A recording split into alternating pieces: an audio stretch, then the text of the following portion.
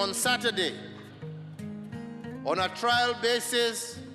Tutaanza pia sasa, tutaifungua sio kirasmi, on a trial basis kwa magari, wananchi waweze kuitumia, na ndio tuangalie sehemu ambazo zimebaki za kutengenezwa.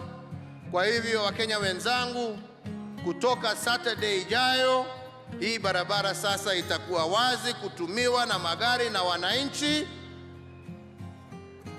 na ndio tuweze kuendelea kujenga hii nchi yetu ya Kenya na mji wetu wa Nairobi.